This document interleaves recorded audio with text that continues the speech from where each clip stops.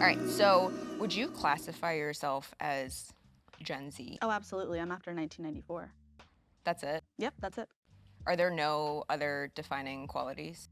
I think having most of the internet available to us without having to like use a honky-tonk computer, yeah. You were born after 94? Yeah, I'm a 2000s baby. Oh my God. I know. Isn't that crazy? But I feel like there are certain like characteristics and like attributes that like each Gen generation Zer. has, right? Yeah. So do you know any of the ones that like you feel like you identify most with? Besides like tech stuff, are there other things? I think the way schools have changed, Yeah. shopping has changed. Like now we don't have to go try things on, we can ship them to us and we try them on at our house. And then just return it. Yeah, just return it online. Yeah, I mean, I like that better because you basically don't have to talk to anybody. You don't. There's like a chat service online if you want to talk to somebody. Yeah. Mm-hmm. That's what I would end up using. Yeah. I it's feel better like that that way. is almost too much too. Really? I'd rather just like order all of it and then it Uh-huh. all show up and then if it doesn't fit, just like send it back. I enjoy chatting with the bots occasionally. Really? Yeah, I think that's a Gen Z thing, having chat services now, where we don't have to speak to like a representative on the phone or even just return it. You can talk to them about your size. That's true. Yeah. You said like now like school is different. What does that mean? When school is different now Yeah. is the technology you get in school. Now you don't have to carry your book bag with you. You can have one device with you and that has all of your information, all of your grades, it has emails, everything. What is? Would you get an email when you were in school? No. Oh yeah, now you get an email. Wait, hold on. Are your report cards Everything's online. They might mail it to you and you hide it from your parents, but other than that, like you can see everything online. They don't have to. Yeah, it's great. Honestly. So then how do your parents know it, how does the school know if your parents know your grades? They don't. That's the best part. And everything's on an electronic device. Yeah, everything. So you have like no idea how heavy book bags used to be. No, we also had lockers, but I think you had those too. Yeah, I mean like You had a locker. I'm not that old. Yes, I also had the lockers. So what was the first piece of content or like video that like really put you on the map? I did a video about me pretending to be at a press junket. And when I was at the press junket, I was answering a ton of questions that have nothing to do with my real life. I did it at my retail job.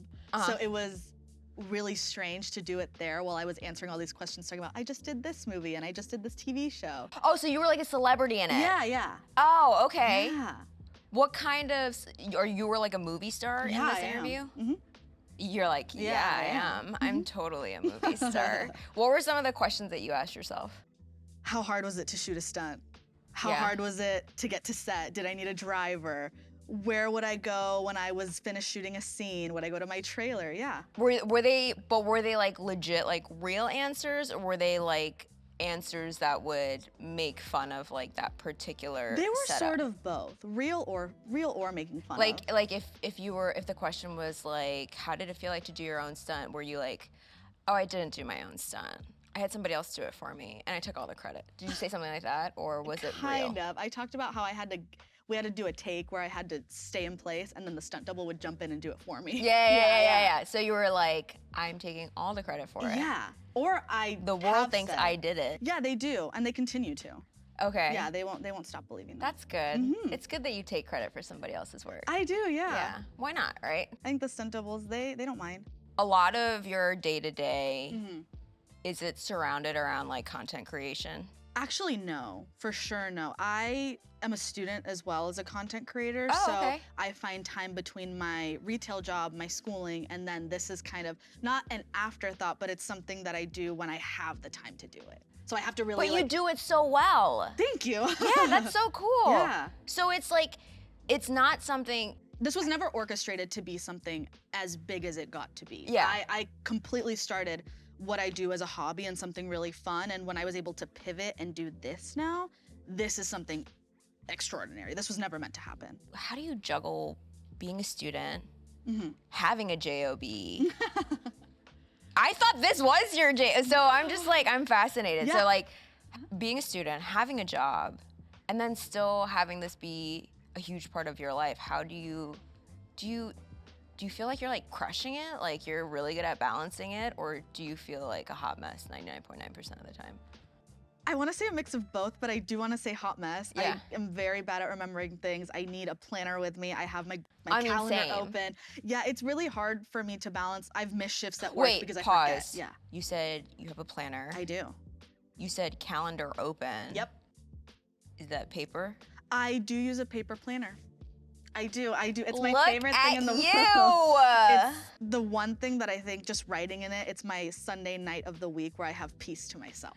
So like being a Gen Z person who's like really plugged into tech all the time, you still feel the need to like resort to paper. I think I've tried to use a device to plan my week, and actually like I have a device to plan my week. I use a specific calendar method, but getting to write it myself is so much more peaceful and fun, and I don't have to worry about. Yeah, I'm able to write really personalized notes for myself or personalized things. If I want to take like a break this day, or I'm gonna film 2 videos, but I need to take a break in between because I won't be able to do it. I have to write like, just take a break, it's okay. Like you'll be fine. You're like, just chill Just from take a second. 2 to 3 p.m. Yeah. Just like that? So I'm super curious. What does connectivity mean to you? Connectivity means to me, I feel like I could answer this 2 ways where I talk about the internet. Well, and answer however you want to answer it. Yeah. I think being connected in both my personal life and my work life, which now technically this could be considered my work life. Yeah.